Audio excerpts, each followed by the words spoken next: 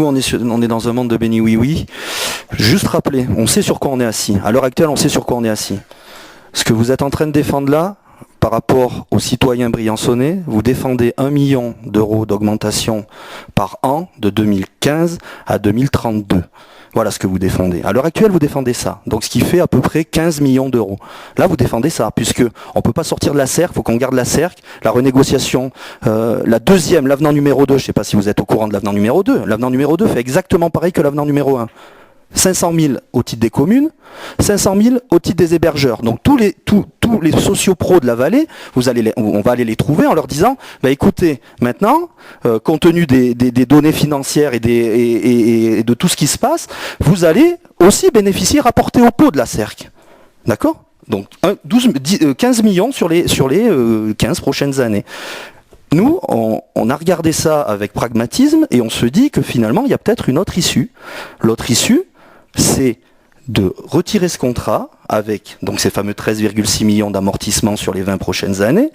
13,4 ? Oui, pardon. Bon, hein.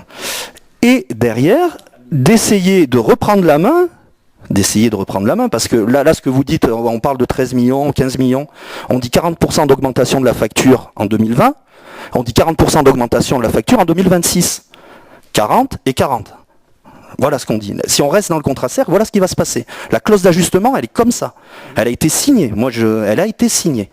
Donc voilà ce qui va se passer. Est-ce que, concrètement, au vu de ces éléments-là, ce soir, vous continuez à dire, oui, il faut rester dans le contrat CERC et qu'on est pieds et poings liés par deux sociétés, de toute façon, qui ne nous feront pas de cadeaux? La question, elle est là. Je continue à dire que nous ne partons pas sur les mêmes bases. Vous partez sur une base de résiliation de contrat à 13,4. Je pars sur une base de résiliation de contrat à 34,7. Donc, comme nous ne partons pas sur les mêmes bases, nous n'employons pas le même langage. Et le juge de paix, et c'est pour ça que je vous avais dit au mois de juin, nous prenons acte. Le juge de paix, de toute façon, sera l'avenir.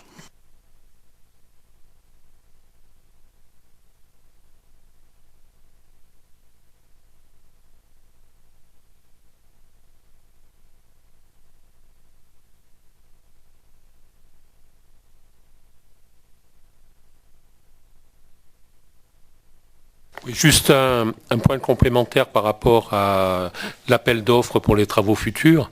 Pour ce type de travaux, l'appel d'offres peut être européen et j'espère que ça soit... Il doit. Donc rien ne dit que ça sera des entreprises Italienne, par exemple, participant au gros groupe français qui seront titulaires.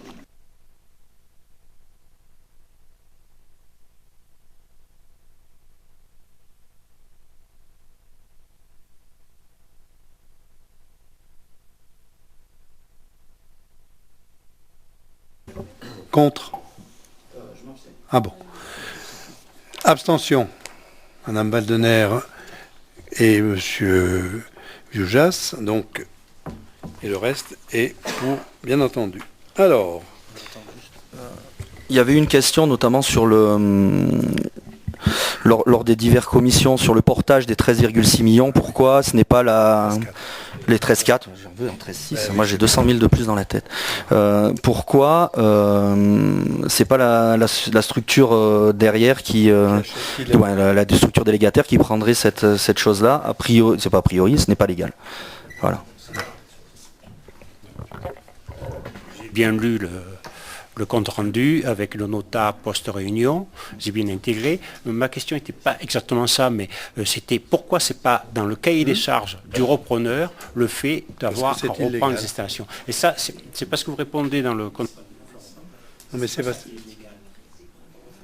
Pour les contrats de concession dans les secteurs... On n'a pas le droit de leur faire payer, nous, de l'acheter et de leur faire payer. Droit d'entrée. De droit d'entrée. Par contre, on pouvait mettre dans le cahier des charges le fait qu'il y avait des installations à racheter. Oui. Sauf que l'amortissement est supporté par la communauté de communes derrière. L'amortissement a été supporté par l'entreprise. C'était ça la question. Et la réponse n'est pas tout à fait à la question, mais c'est pas grave. Non, mais la réponse a quand même été apportée. Oui, quand même le préciser. Très bien.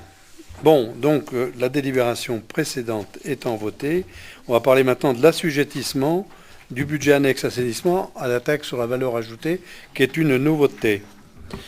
Oui, effectivement, le bulletin officiel des finances publiques et impôts stipule que pour tous les contrats de DSP qui sont conclus à compter du 1er janvier 2016, une redevance doit être versée par le délégataire en contrepartie de la mise à disposition des équipements nécessaires à l'exploitation du service délégué.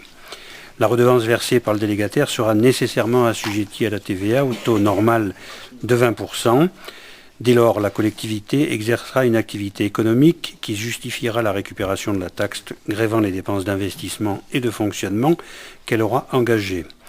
La doctrine fiscale a d'ores et déjà classé la surtaxe assainissement comme une redevance versée à titre onéreux, considérant que la redevance d'affermage peut prendre plusieurs formes ou dénominations, et notamment celle d'une surtaxe perçue sur l'usager par le délégataire et reversée à la collectivité délégante.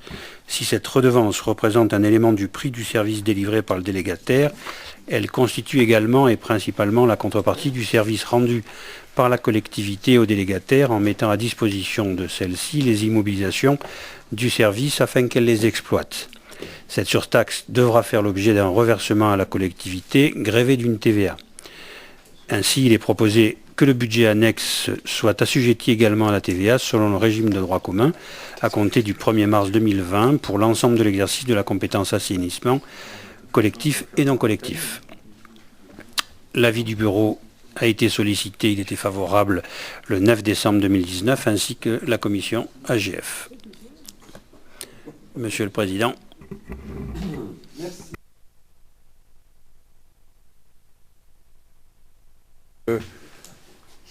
Sur cet assujettissement du budget annexe assainissement à la valeur ajoutée, à la taxe sur la valeur ajoutée, est-ce qu'il y a des questions? C'est au 1er mars, hein? On est d'accord. S'il n'y a pas de questions, je mets la délibération en voie. Y a-t-il des votes contre? Des abstentions? Il n'y en a pas. Je vous remercie. Monsieur Pierre Leroy, la TOM à l'entreprise Optibois. Oui, donc on avait déjà délibéré sur les exonérations d'entreprises, vous vous souvenez, il y a quelque temps. On a fait une erreur technique sur une des entreprises. Alors les entreprises doivent répondre à des critères particuliers et puis à des dates aussi. Là, en l'occurrence, l'entreprise Optibois répondait aux critères d'exonération de la TOM, sauf qu'on a fait une erreur technique parce qu'il y avait eu une évolution entre l'année dernière et cette année dont on n'avait pas tenu compte. Donc elle est en droit d'être exonérée et c'est ce qu'on vous propose lors de cette délibération, sachant qu'elle a acquitté une TOM de 1 261 € et il vous est proposé de l'exonérer parce qu'elle répond aux critères. Très bien. Y a-t-il des oppositions sur cette régularisation? Pas d'abstention? Pas de vote contre? Je vous remercie. Olivier Fons va nous parler de la DM4 du budget assainissement.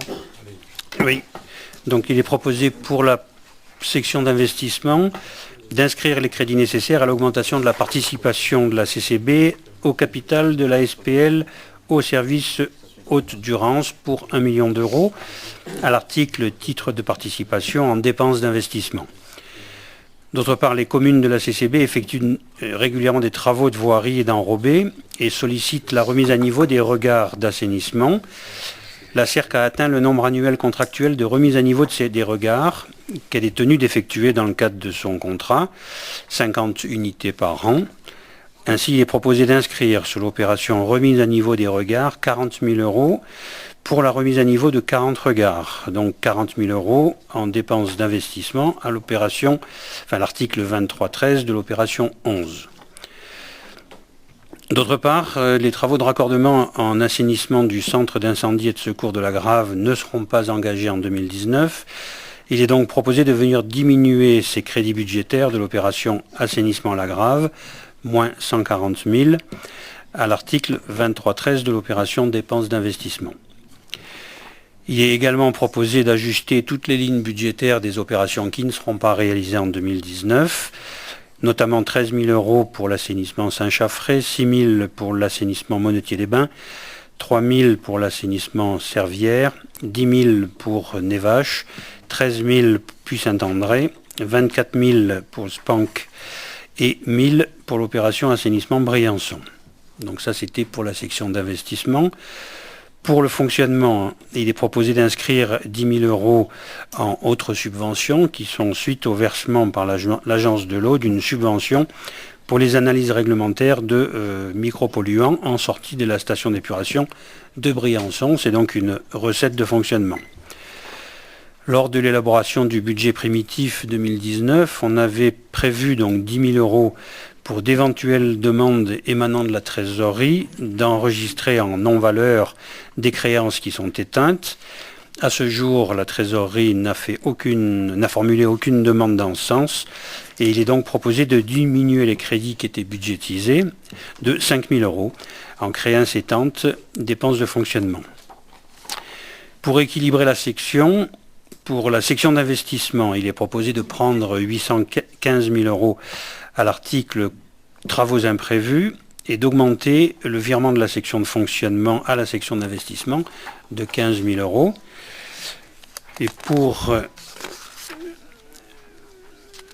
voilà, donc là vous avez les tableaux qui vous sont présentés, qui matérialisent effectivement les équilibres de l'investissement en dépenses et en recettes, ainsi que pour le fonctionnement, puisqu'on a prélevé 5 000 euros en charge de gestion courante. On a enregistré les 10 000 euros de subvention dans les recettes et on transfère à la section d'investissement 15 000 euros. L'avis du bureau a été sollicité le 9 décembre, il a émis un avis favorable, ainsi que la commission AGF, avis favorable également.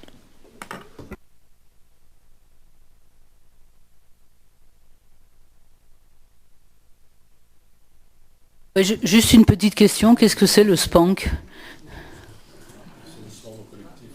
C'est quoi? Ah.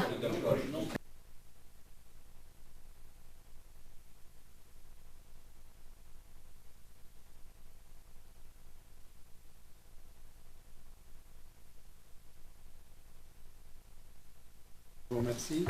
Fixation des tarifs de la fourrière automobile au 1er janvier 2020. Monsieur Filn. Donc comme vous le savez, les tarifs de fourrière sont réglementés et font l'objet d'un arrêté ministériel. Il a été actualisé en 28 décembre 2018. Il est proposé de modifier les tarifs qui en rentreront en vigueur au 1er janvier 2020 en se mettant à la valeur maximale. Donc vous avez les tarifs qui seront modifiés. Voiture particulière pour l'enlèvement 119,20 €, voiture particulière la garde journalière 6,31 €.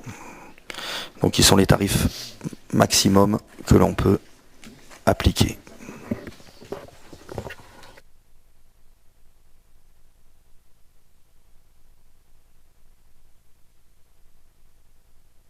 Son compte, qui s'abstiennent, il n'y en a pas. Je vous remercie. Pardon. Alors. Les composteurs, M. Pierre Leroy. Donc vous vous souvenez, dans l'opération Territoire Zéro Déchet, nous avions mis comme action phare le travail sur le compostage.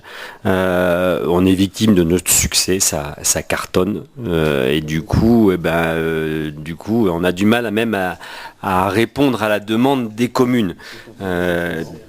Donc on a aujourd'hui 20 sites de compostage collectif en copropriété établissement qui ont été accompagnés par la CCB, 23 sites de compostage collectif accompagnés par un prestataire, 15 sites de compostage partagés ont été installés au niveau des points de collecte et 256 composteurs individuels ont été vendus.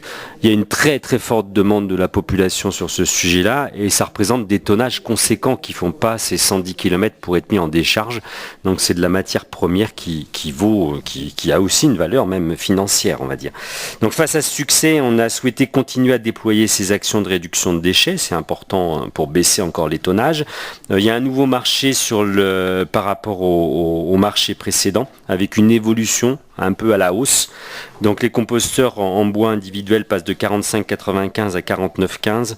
Les composteurs plastiques individuels de 37,48 à 44,22. Les composteurs collectifs en bois de 254 à 292.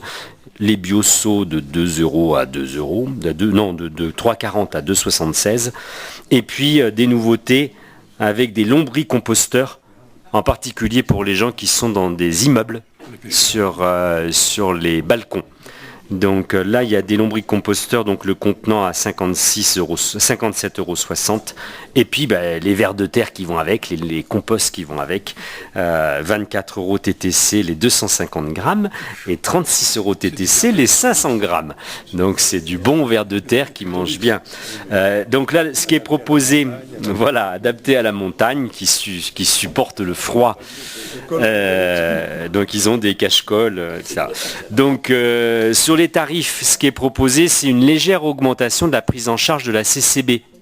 C'est-à-dire qu'on resterait à 25 € pour le demandeur, mais nous, on a une augmentation de la prise en charge. Parce que comme on passe de 45,95 à 49,14, le 19, eh bien, le différentiel, on vous propose de le prendre en charge au niveau de la Comcom pour essayer de continuer à avoir ces tarifs incitatifs sur le territoire.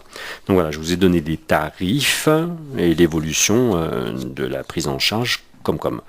En moyenne, en installation par an, c'est à peu près une centaine de ventes de composteurs individuels, entre 5 et 10 composteurs collectifs sur les restaurants, les centres de vacances, entre 5 et 10 points d'apport volontaires équipés sur les communes. Voilà, en gros, le travail qu'on fait sur le compostage. Il y a des communes qui ont déjà, là tout à l'heure, j'ai reçu encore un mail pour Monétier, par exemple, il y a en 2020 et 2021, on a du mal à répondre à la demande des communes. Il faut que vous soyez un peu patient, mais on va y arriver. On va les déployer sur l'ensemble du territoire. Est-ce qu'on peut envisager des composteurs un peu plus importants que ceux qu'on installe? Parce que c'est vrai qu'à certains endroits... En volume, oui. Tu parles des composteurs collectifs? Oui. Ce qui était prévu, c'était des composteurs avec à côté le broyat, avec à côté le lieu pour la maturation. Il se trouve qu'on a tellement de succès, ça n'a pas le temps de rester dans la maturation. Et donc les services de la CCB récupèrent ce volume pour que finalement ça mature à la déchetterie. Donc parce que ça marche tellement qu'on a du mal à subvenir. La maturation n'a pas le temps de se faire, quoi. C'est tout simple. Donc après, il faudra qu'on voit dans l'avenir comment on peut faire. Il ne faut pas que les volumes non plus soient trop importants au niveau esthétique. Il y a plein de choses à voir en même temps, mais c'est des discussions qu'on pourra avoir progressivement sur les territoires. Puis en fonction des quartiers, c'est évident que la demande n'est pas la même. Il y a des quartiers où il y a une moindre pression d'habitat vertical, donc il n'y a pas les mêmes besoins en termes de rotation.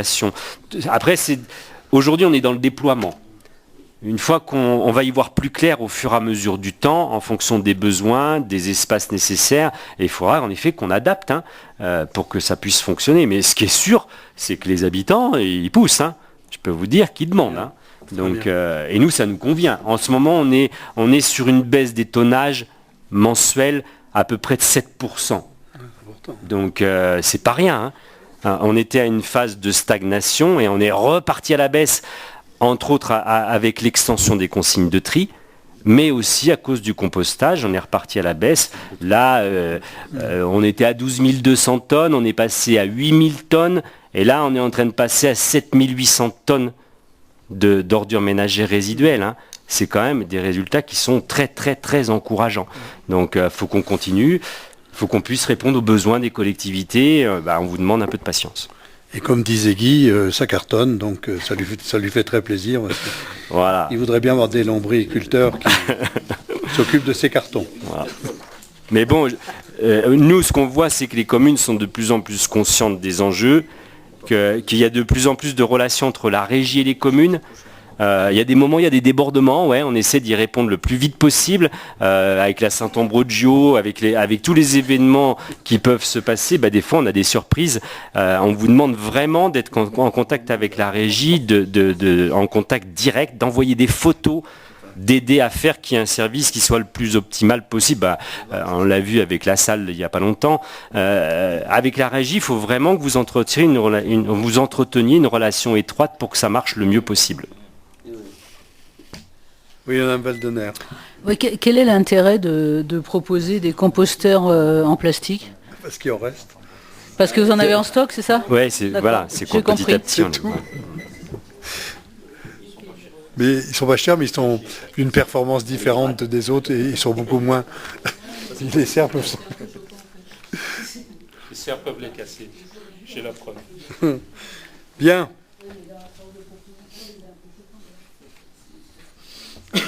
Mais parlez plus fort, Madame Dardenne, on ne vous entend pas. Non, je dis que c'est intéressant d'aujourd'hui d'être choqué par l'idée que c'est des composteurs en plastique. À l'époque, c'était pas forcément choquant et on avait même du mal à commencer à les distribuer. Aujourd'hui, ça a du succès, ça prend de l'ampleur. Les gens commencent à réaliser effectivement qu'il faut arrêter avec le plastique. C'est une démarche et des réflexions hyper intéressantes. Et puis c'est moins performant en termes de technique aussi, je vous le dis tout de suite. Non, puis quand je vois par exemple les bouteilles en plastique, vous vous rappelez, il n'y a pas si longtemps, on avait des bouteilles en plastique ici. Hein, et de plus en plus, les communes, ça y est, elles éliminent les bouteilles en plastique. Je voyais au conseil départemental, il y avait encore des bouteilles en plastique. Hein. Toujours. J'ai vu qu'au conseil départemental, il y avait encore un peu du travail. Mais les choses, elles avancent. Il y a des choses qui sont plus évidentes aujourd'hui qu'hier. Oui. Bien. Est-ce que tout le monde est d'accord pour adopter cette délibération concernant les composteurs? Y a-t-il des votes contre, des abstentions? Il n'y en a pas. Délibération suivante. Donc là, c'est la continuité de travail qu'on fait sur l'événementiel. Vous savez qu'on met à disposition sur tout l'événementiel des collecteurs d'ordures ménagères, des collecteurs d'emballage pour les canettes, des collecteurs pour les bouteilles, des collecteurs pour les cartons. Là, on rentre plus dans le détail sur la restitution ou la dégradation, la non-restitution, la dégradation de ces poubelles pédagogiques qu'on met à disposition. Et là, c'est les tarifs.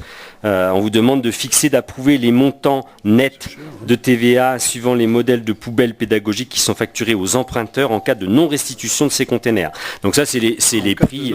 Voilà, en cas de non-restitution ou de dégradation des containers, c'est le prix coûtant. Voilà, on ne fait pas plus cher que ce que ça coûte. Par contre, on a envie de récupérer nos containers. Quoi. Donc voilà. Donc c'est 222 € pour les OM, 228 pour les emballages, 276 pour les canettes, 276 pour les bouteilles et 222 pour les cartons. Donc ces tarifs seraient applicables à partir du 1er janvier 2020. Voilà. En général, on nous les restitue, il n'y a pas de problème, mais voilà. Au cas où. Voilà.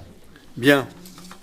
Cette délibération, je pense, n'appelle aucune remarque particulière. On peut la mettre aux voix. Quels sont ceux qui sont contre, qui s'abstiennent à l'unanimité? Toujours Pierre pour le tarif, donc ça, pour le non-respect des conditions. Donc vous savez, on a fait preuve de beaucoup de pédagogie, 58 réunions publiques auprès des citoyens. Chaque réunion publique, les gens nous ont parlé du fait qu'il y a plein de citoyens qui ne respectent pas les règles. Donc on a essayé sur les marchés, tout le temps, on fait preuve le plus possible de pédagogie. Puis il y a un moment, il faut taper. Et les citoyens nous demandent aussi de mettre en place des amendes. Donc vous le savez, on avait assermenté 2 techniciens de la collectivité pour pouvoir envisager de mettre ces amendes. Là aujourd'hui, je crois que c'est entre 5 et 10 de mémoire d'amendes que nous avons distribuées quand il y a des non-respects. Donc là, c'est les tarifs pour les non-respects de conditions de collecte avec les amendes administratives. Donc il y a une amende forfaitaire de 80 € pour les dépôts de déchets illégaux d'un volume inférieur à 1 mètre cube. Donc là, c'est les amendes qu'on a déjà mis en œuvre. Et puis après, pour les déchets de plus d'1 mètre cube, là, on pense par exemple aux chantiers. Il y a encore des entreprises qui ne respectent pas toujours les règles sur les déchets. Donc là, c'est des amendes qui seraient facturées au réel par rapport au volume supérieur à 1 mètre cube. Donc là, vous avez les tarifs, parce que ça déplace du personnel. On a nos agents qui sont obligés d'aller faire le travail. Donc vous avez le coût de l'agent d'exploitation de la CCB Service Déchets pour ceux qui vont sur le terrain pour la remise en état, 25 € de l'heure. Le coût de l'agent assermenté, c'est 30 € de l'heure. Le coût de l'agent service finance, 30 € de l'heure, parce que ça met en œuvre aussi le travail des services finances. Le coût horaire véhicule petite utilitaire de moins de 3,5 tonnes, 15 € de l'heure. Le coût de l'horaire camion plateau inférieur à 3,5 tonnes, 30 € de l'heure. Le coût horaire camion grue, 3,5 tonnes, 80 € de l'heure. Et le coût du transport et du traitement des déchets selon la grille tarifaire. Donc évidemment, on n'aura pas besoin de s'en servir. Mais bon, au cas où on ait besoin, c'est les prix qui sont proposés. Très bien. Personne ne conteste ces tarifs. Donc je mets la délibération aux voix. Y a-t-il des votes contre? Des abstentions? Il n'y en a pas. Thierry Boucher va nous parler d'Altipalis et toujours des tarifs. Et donc, il vous est demandé d'approuver des modifications de tarifs pour Altipolis. Donc ces modifications concernent essentiellement les salles de réunion, donc qui ont été reconditionnées pour certaines ou créées pour d'autres, notamment l'espace coworking qui a été nouvellement inauguré, et j'invite tous les conseillers communautaires à le visiter. Donc tous les autres tarifs de location de bureaux, ateliers, domiciliation, visioconférence n'évoluent pas. Donc l'espace coworking peut être loué globalement, donc aucun tarif n'existait, donc il vous est proposé un tarif de 30 € pour la demi-journée et 50 € pour la journée. Une autre évolution concerne la salle numéro 23, donc qui avait une capacité de 8 places et qui a été augmentée à 12 places. Donc le tarif serait de 45 € et la demi-journée 75 € pour la journée. Donc je profite de cette délibération pour vous dire que la location de salles devient une activité très importante au niveau d'Altipolis. Donc permet cette année d'avoir un budget équilibré. Par contre, l'activité principale de cet établissement demande l'aide de tous les conseillers communautaires pour pouvoir attirer de nouvelles entreprises au sein de ces bureaux, en ayant en conscience qu'une des principales recettes fiscales de la communauté de communes dans les années à venir seront les recettes liées aux entreprises, CFE et CVAE. Donc c'est aussi de notre devoir de garantir les recettes de la collectivité, justement par ces efforts. Donc efforts, je ne sais pas si vous avez eu l'occasion de lire aujourd'hui le Dauphiné libéré et son supplément. Et donc on peut voir que dans le Briançonnais, on n'a pas à rougir de la performance de nos entreprises, mais qu'il faut les aider, il faut les encourager et surtout attirer de nouvelles entreprises sur notre collectivité pour garantir à l'avenir des recettes fiscales suffisantes pour pouvoir développer tous nos projets.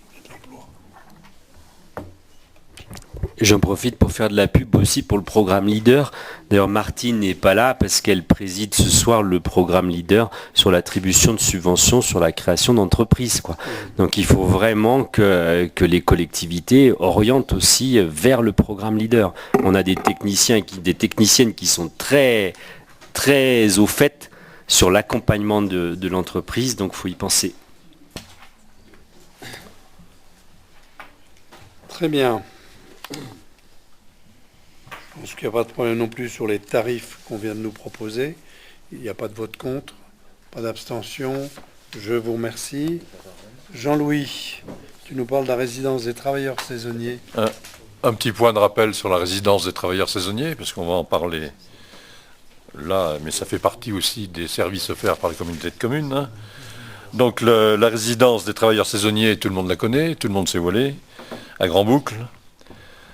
Cette résidence des travailleurs saisonniers comprend 34 logements meublés, 17 studios, 7 studios bis, 9 T1 et 1 T2. Le taux d'occupation, un petit point pour tout le monde. Au premier trimestre, depuis 2014, le taux avoisine les 96, 97, 98%. Mais c'est normal en fin d'année, en début d'année, pendant la saison hivernale. Deuxième trimestre et troisième trimestre, ça baisse évidemment, hein, puisqu'on arrive dans les périodes un peu plus estivales. Donc ça tourne au deuxième trimestre environ à 35%. Au troisième trimestre, ça baisse un peu autour de 30%. Et au quatrième trimestre, ça remonte généralement entre 50 et 40. La moyenne doit être de 45% à peu près, hein, donc 43 pour l'année 2018. Sachant qu'évidemment, là-dedans, on ne peut pas accueillir n'importe qui, hein. C'est réservé donc aux salariés saisonniers et aux salariés en mobilité professionnelle. C'est-à-dire, plus il y a de chantiers sur le Briançonnais, plus la résidence des travailleurs saisonniers est occupée au 2e et 3e trimestre. Voilà, c'est ce qui s'est déjà passé. C'est pour ça qu'il y a des différences sur ces trimestres-là. Parce qu'évidemment, c'est l'idéal pour les grosses sociétés qui viennent faire des travaux sur le Briançonnais. Les loyers, bon, on va en parler puisqu'il s'agit de valider les loyers mensuels pour l'année 2020. Donc je rappelle donc la taille des studios, 17 studios de 22 à 25 mètres carrés, donc aux normes, avec des loyers de 350 €. 7 studios bis, un petit peu plus grand, de 28 à 34 mètres carrés pour des loyers de 380 €. 9 T1 de 28 à 36 mètres carrés pour 430 €. Et 1 T2 sur le toit pour 500 €. 43 mètres carrés, 500 €. Donc ce qui est dans les normes. Le montant de la caution exigée est équivalent à un mois de loyer. Elle est restituée, sauf dégâts constatés, lors de l'état des lieux de sortie, au maximum 2 mois après le terme du contrat de location. Donc nous vous proposons cette année de maintenir ces loyers à la même hauteur. C'est ce que je viens de citer tout à l'heure. Donc pour les studios à 350 €, au studio bis 380, appartement T1 430, appartement T2 500. Sachant que les travailleurs saisonniers qui viennent à la résidence ont aussi souvent, par ailleurs, un autre loyer à payer pendant là où ils habitent dans leur résidence principale. Donc tout ça, il y a des aides, mais tout ça, c'est pas anodin. Donc on ne peut pas non plus augmenter les loyers selon le cours du marché. Voilà. Bien. Monsieur le Président, c'est à vous. Merci. Donc sur la résidence des travailleurs et sur les tarifs 2020, y a-t-il des votes contre, des abstentions? Il n'y en a pas. Guy Hermite, tu nous parles de la convention d'attribution de la subvention FEDER.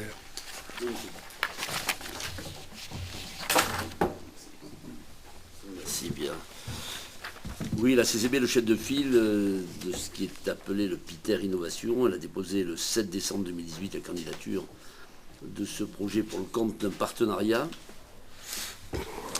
auquel participe, outre la communauté de communes du Briançonnais comme chef de file, le syndicat du Pays de Maurienne, la communauté de communes du Pays des Écrins, la communauté de communes de Maurienne-Galibier, le GAL Escarton et Valli-Valdesi, l'Union COP Turin, la Confédération nationale de l'artisanat et des petites et moyennes entreprises, ainsi que l'association de la cité métropolitaine de Turin. Le 20 juin 2019, le comité de suivi Alcotra a sélectionné la candidature du PITER Innovation. Cette sélection a été notifiée le 26 septembre 2013. 19. Alors ce PITER se monte pour un budget total de 1 764 706 €. Dans ce cadre-là, la subvention FEDER est de 1 500 000 €. Le budget de la CCB pour l'action que nous allons conduire est de 232 000 €. La subvention FEDER allouée à la CCB est de 197 200 €. Qu'en est-il de cette action? C'est tout d'abord déployer des infrastructures numériques, bien évidemment. C'est construire un réseau transfrontalier d'acteurs économiques. C'est mise en place d'une plateforme d'échange transfrontalier. Je pense que c'est important, s'agissant de ce qui a déjà été évoqué par Thierry sur Altipolis. Développement de services dédiés aux entreprises. Édition d'un manuel sur la responsabilité sociale dans le tourisme. Construction d'un espace d'accueil, de découverte, de démonstration et d'expérimentation. Et le lancement d'un concours d'innovation. Alors, tout ceci encadre l'objectif principal de ce qui détaille la convention d'attribution. Qu'en est-il? Il s'agit de répondre en tant que référent unique en accord avec les autres partenaires aux demandes d'information de modification. Je vous fais court. Signer la convention FEDER et en transmettre une copie à tous les partenaires. Veiller au démarrage coordonné du projet ainsi qu'à son exécution. Élaborer annuellement avec l'appui de ses partenaires un rapport d'avancement du projet au 31 décembre.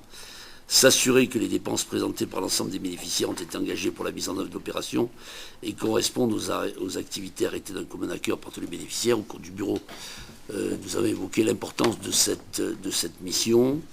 Procéder à la demande de versement de la subvention FEDER, l'encaisser dans sa totalité, puis reverser aux autres partenaires dans un délai de 30 jours leur quote-part respective sur la base du calcul fait par l'autorité de gestion, garantir à l'autorité de gestion la tenue d'une comptabilité séparée pour l'opération cofinancée, produire les documents du compte-rendu final du projet dans les délais prévus. Voilà, quand on énumère ce type de choses, tout ce qui est la simplification de l'Europe pour faciliter l'action des collectivités visant à ne faire que promouvoir l'économie de nos territoires. Mais il n'empêche que nous avons donc des obligations, le bureau en a attesté.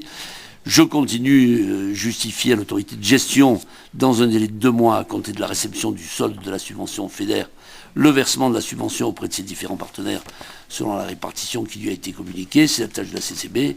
Rembourser à la région Auvergne-Rhône-Alpes la part de la subvention FEDER indûment perçue en cas de non-exécution totale ou partielle des activités prévues dans la fiche projet ou de l'affectation des fonds à des dépenses non prévues par le projet. Au sein de la CCB, les avis des commissions AGF du 31 octobre 2019 et des EAT du 8 novembre 2019 sont favorables. L'avis du bureau a été sollicité sur la convention d'attribution de la subvention FEDER. Aujourd'hui, il s'agit de donner l'autorisation à Monsieur le Président de la CCB ou son représentant de signer ladite convention jointe en annexe, ainsi que les avenants et l'ensemble des pièces afférentes à l'exécution de la convention. Et il s'agira d'inscrire au BP 2020 de la CCB les recettes et les dépenses afférentes dont vous pouvez mesurer le prix au niveau de la subvention qui va être versée à la CCB, en rappelant que les programmes transfrontaliers sont de ceux qui, en termes budgétaires, apportent au financement et à l'équilibre de notre budget. Le plus, dit Gilles, ce à quoi je souscris facilement, mais des questions d'équilibre budgétaire en termes économiques qui nous sont absolument nécessaires. Voilà, Monsieur le Président. Merci. Donc, concernant cette délibération, y a-t-il des questions ? S'il n'y a pas de questions, je mets la délibération en voix. Quels sont ceux qui sont contre, qui s'abstiennent ? À l'unanimité, Monsieur Jean-Pierre Sevrez, accord de principe pour le syndicat de bassin de la Haute-Durance et sa création. Oui, merci Monsieur le Président. Donc, dans le cadre du portage du contrat de bassin Haute-Durance, qui a été signé le 20 septembre 2019, il était envisagé la transformation du SMADECEP en syndicat mixte à la carte pour assurer le portage et l'animation de ce contrat de bassin, ainsi que la gouvernance des politiques territoriales de l'eau. Par un courrier daté du 24 septembre 2019, le président du département des Hautes-Alpes a informé les présidents des 4 EPCI concernés, Serponçon, Guiestroquera, Pays des Écrins, Briançonnet, que cette transformation n'a pas été actée par le conseil départemental. Lors d'une réunion en présence des 5 présidents, le 29 octobre dernier, le président Bernard a réaffirmé sa position, invitant les EPCI à créer une structure distincte du SMADECEP pour assurer ses missions, à laquelle le département adhérerait et apporter son soutien. Alors là, je fais une petite parenthèse. Ça a toujours été la position du Briançonnet de dire qu'il fallait une structure indépendante du SMADECEP. Donc là-dessus, on se retrouve avec le département. Au vu des enjeux pour le territoire, le comité technique composé des DGS et techniciens des 4 EPCI et d'un référent du département désigné par le président Bernard s'est réuni le 21 novembre dernier afin d'envisager les conditions de la mise en œuvre opérationnelle de cette nouvelle structure dans un contexte de calendrier préélectoral.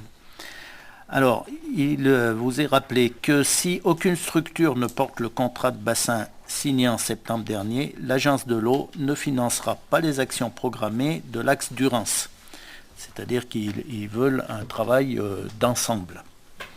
Elle ne participera pas au fonctionnement de l'animation du contrat, conformément aux termes de son courrier daté du 15 novembre 2019, et le financement de projets de travaux ultérieurs, entre autres la phase 2 du contrat, s'en trouvera également fortement compromis. Il a donc été convenu entre les présidents des 5 collectivités qu'une délibération serait proposée à chacune des assemblées afin de donner un avis favorable sur le principe de la création à court terme d'un syndicat mixte de la Haute-Durance. C'est une délibération sur le principe. Voilà, c'est ce qui vous est proposé ce soir, Monsieur le Président. À vous. Très bien. Donc effectivement, nous avons réussi d'une part à obtenir la présence dans notre syndicat du département, et ça c'est une très bonne chose, et nous sommes les seuls à l'avoir obtenu, et ça nous permettra d'être plus efficaces au niveau de ce syndicat à la carte, puisque c'est celui-ci que dès le départ nous avions souhaité. Concernant cette délibération, est-ce qu'il y a des questions ? S'il n'y en a pas, je la mets aux voix. Quels sont ceux qui sont contre, qui s'abstiennent? Il n'y en a pas. Maison France Service, autorisation de signature d'une convention départementale. Monsieur Chevalier. Voilà, tout le monde se souvient qu'on avait déjà débattu sur la Maison France Service, qui doit être implantée à Briançon, dans les locaux occupés depuis 2009 par la Maison de la Justice et du Droit. Ce regroupement des divers services en un même lieu présente plusieurs avantages. Une plus grande cohérence pour les usagers qui pourront effectuer en un même lieu diverses démarches administratives. Du fait de l'augmentation de la fréquentation des locaux, une meilleure visibilité des services actuellement proposés par la Maison de la Justice et du Droit. La mise en place d'un partenariat rapproché entre Maison France Service et la Maison de la Justice et du Droit, avec de possibles mutualisations qui se mettront en place au fur et à mesure. Donc ça c'est fait en accord, bien sûr, avec la présidente du tribunal grande instance et le procureur de la République. Le projet de la Maison France Service du Briançonnais a été construit pour répondre aux besoins et aux spécificités de notre territoire. Un espace saisonnier, parce que ça c'est une spécificité briançonnaise. La CCB disposait déjà d'une maison des saisonniers et continuera de proposer ses services dans le cadre de la Maison France Service. Donc la maison des saisonniers, à ne pas confondre avec la résidence. C'est le service qui est à côté, c'est notamment avec les relations avec les employeurs, sur le droit du travail, etc. Une itinérance, ce qui est nouveau, ça, par contre, dans le concept des maisons France Service, afin de faciliter l'accès aux services à tous les publics de notre territoire de montagne. Des permanences délocalisées seront mises en place dans 4 communes, Servières, Montgenèvre, Le Monétier-les-Bains et Névache. La fréquence de ces permanences pourra évoluer pour s'adapter à la demande du public. Et un espace public numérique nouvelle génération, le projet de la CCB comportera entre autres l'animation d'ateliers informatiques et va s'articuler en partenariat avec les autres structures porteuses de projets numériques, notamment la médiathèque de Briançon.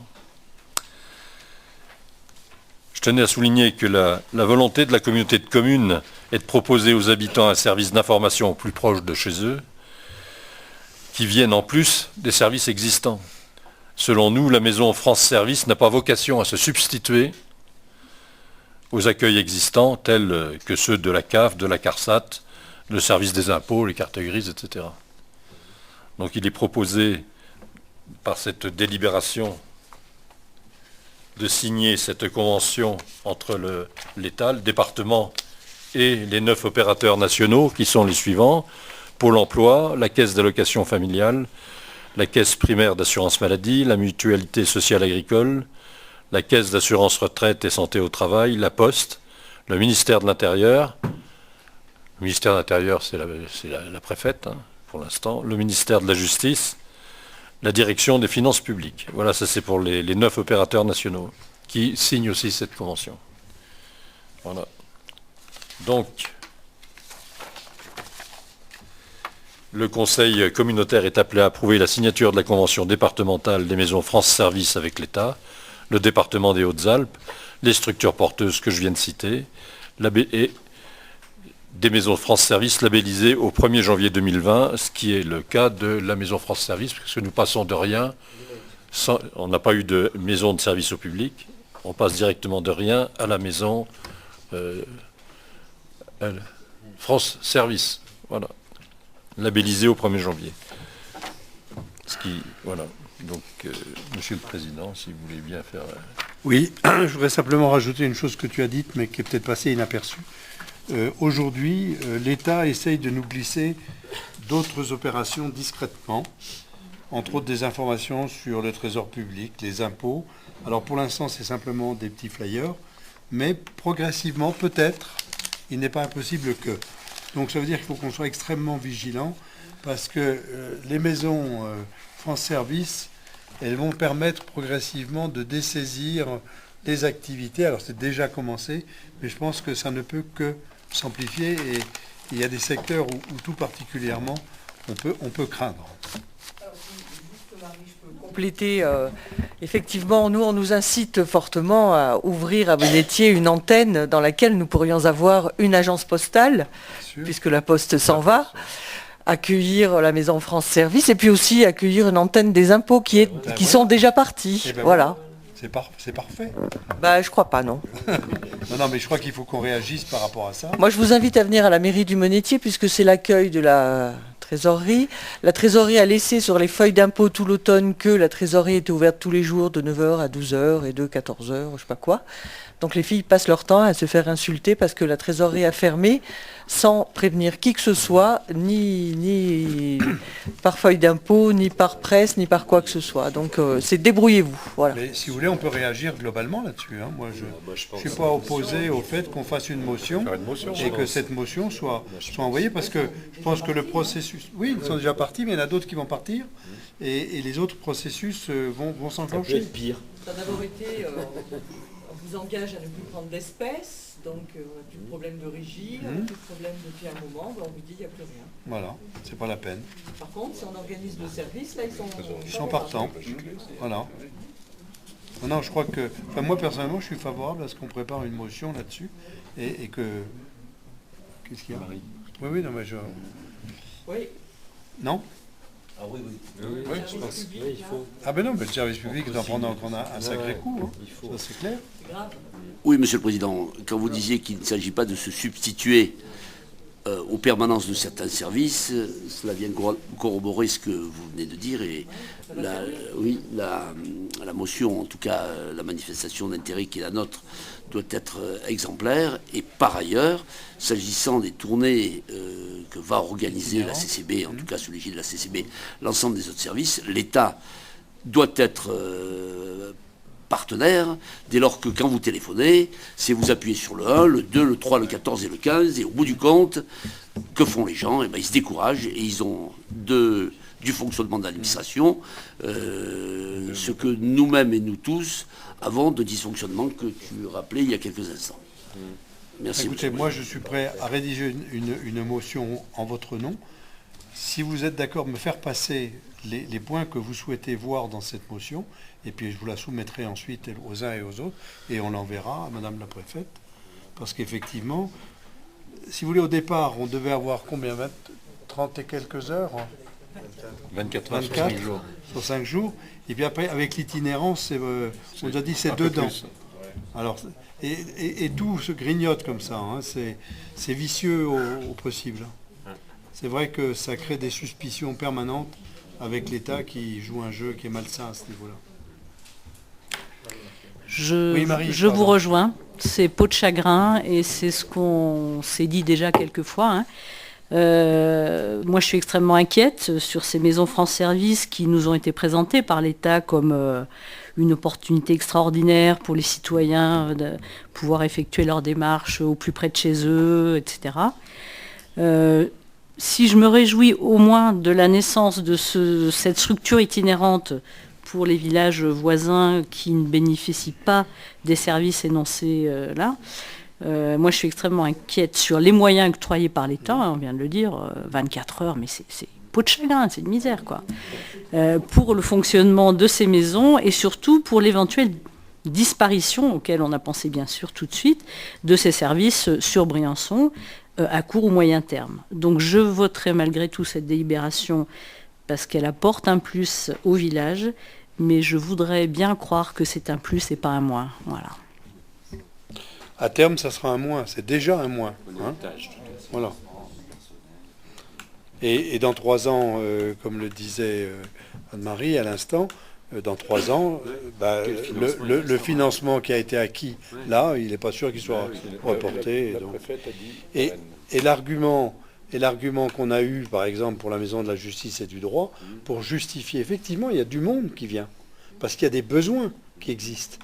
Il n'empêche que c'est nous qui payons un service qui était avant pris en charge par l'État. Oui, Madame Dardenne. Moi, je vais voter contre cette délibération, dans la mesure où, effectivement, je considère que c'est véritablement un désengagement de l'État par rapport à des services qui sont fondamentaux par rapport à la vie quotidienne des citoyens, surtout des citoyens qui sont souvent en grande difficulté. Et je pense que ce n'est pas forcément bienvenu de voter cette délibération et l'installation de ces maisons sans demander et être beaucoup plus exigeant tout de suite sur les moyens à mettre en œuvre. Voilà, je considère que c'est plutôt des centres de tri pour ne pas en plus donner des moyens après aux organismes comme la CARSAT, qui existe à peine sur le Briançonnais, ou la CAF, qui a bien du mal des fois à avoir du personnel suffisant. Quand il y a des personnes, je vois au niveau des travailleurs sociaux, des assistantes sociales qui sont en maladie, qui ne sont pas remplacées, etc., etc. Donc c'est un engrenage sans fin. Et là, l'État ne nous aide pas. Donc je pense que c'est vraiment un moins déjà. Et je pense qu'il ne faut pas mettre le doigt dans cet engrenage-là. Donc personnellement, je vais voter contre. Très bien. Monsieur Pétieux. Oui, sur cette analyse, je rejoins mot pour mot Marie et Francine, et donc nous nous abstiendrons. Bien. Il y a encore d'autres prises de position? Oui, moi je voudrais simplement dire que moi je vais voter parce que de toute façon il y a quand même un service. Effectivement, les services de l'État disparaissent, mais bon, est-ce qu'on doit accompagner le mouvement? Je ne sais pas. Moi, ce que j'ai pas compris dans la position de l'État, c'est pourquoi il ne voulait pas labelliser les MSAP existantes qui ont déjà été montées par la Poste, qui est partenaire là pour France Service et qui voilà. Oui, non mais peu importe. En tout cas, comment on va expliquer à la population qu'il y a un service qui est rendu par les maisons France Service et le même service qui est rendu par d'autres choses qui s'appellent les MSAP et qui n'auront pas le label France Service. Enfin bon, voilà, il y a eu une espèce d'incohérence là-dessus. Et moi, j'avoue que la réunion qu'on a eue dans cette salle avec Monsieur le sous-préfet, j'ai pas compris sa position. Lui non plus. Voilà, mais lui non plus. mais je voterai quand même. Il a eu du mal. Et surtout le fait de ne pas être labellisé se traduira par un non-suivi financier de l'État. C'est ça. Donc je rejoindrai effectivement. Je voterai contre pour cette question de finances. Moi, si je peux me permettre, le message qu'on devrait faire passer à l'État, bien sûr qu'on ne peut pas voter contre, parce que si on n'a plus ça, on n'a plus rien. Mais il faudrait vraiment que ça passe à un prêt, quoi. Oui, Monsieur le Président. Oui. Moi, j'ai plus rien du tout. Alors, le fait de les voir revenir, ça me permet de dire à l'ensemble des collègues, pensez, mais peu importe. J'allais dire que le temps, c'est comme un traitement quand tu fais l'objet d'une maladie incurable. Parce qu'il ne faut pas se tromper sur l'avenir.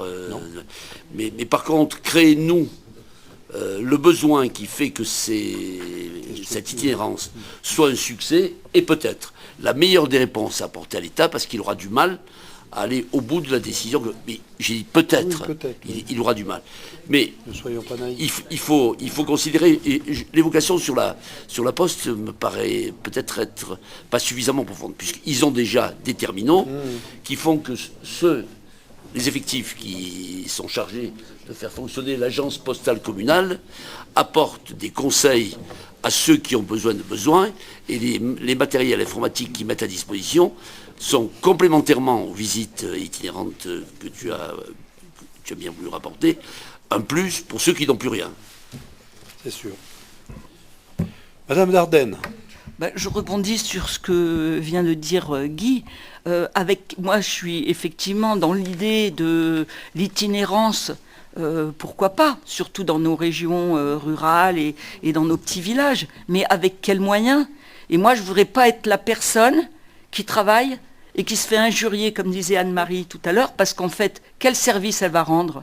Elle va renvoyer les gens dans des services qui seront adaptés à leurs besoins. Mais qu'est-ce qu'elle va faire? Elle ne peut pas être formée sur la CAF, elle ne peut pas être formée sur la CARSAT, elle ne peut pas être formée, elle ne peut pas tout savoir. Et quelle formation elle a?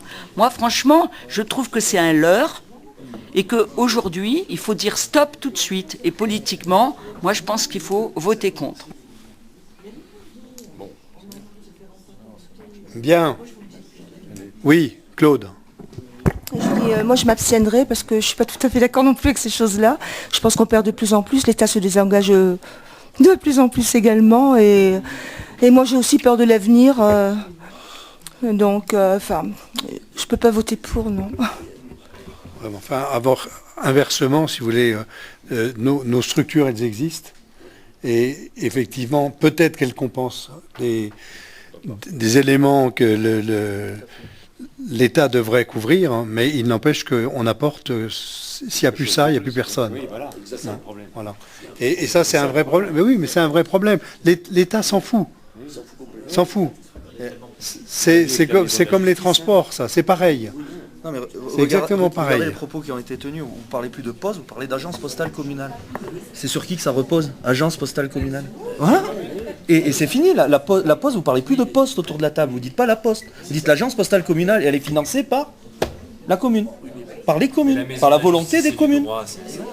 La maison de la justice et du droit, si on ne la finance pas, elle n'existe plus. Donc là, on est dans la même situation, il ne faut pas se faire d'illusions. Demain, on devra financer la totalité de ce service. Mais est-ce que pour autant, il faut ne plus donner de service? Donc, on est piégé. Est-ce qu'il faut favoriser la désertification complète, la déprise complète de nos territoires? Je ne sais pas s'il faut cautionner, c'est pas bien. Ne pas cautionner, c'est pas bien non plus. Non. Je pense. De toute façon, on est piégé. Je pense qu'il faut cautionner, mais être vigilant. Voilà. De toute façon, on aura dans l'os. On peut quand même. On finira par payer.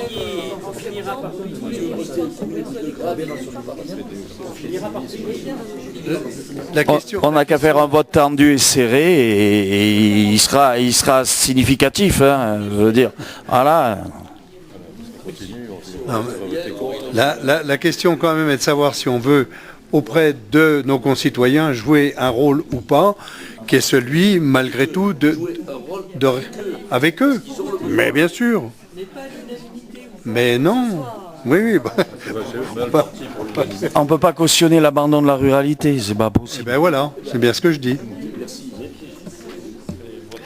Bien, alors, on va mettre cette délibération en voie. Quels sont ceux qui sont contre? Alors, Olivier Fonce. Marie? Non. Francine Dardenne, Madame Mulac, Monsieur Grisca, Monsieur Monnier. Ça c'est contre, il n'y a personne d'autre. Abstention. Abstention. Pierre, Monsieur Guglielmetti, Monsieur Pétieux, Madame Valdener, Claude Jiménez et Marie Marchello. Maurice, tu... Madame Pételet. Et René Pételet.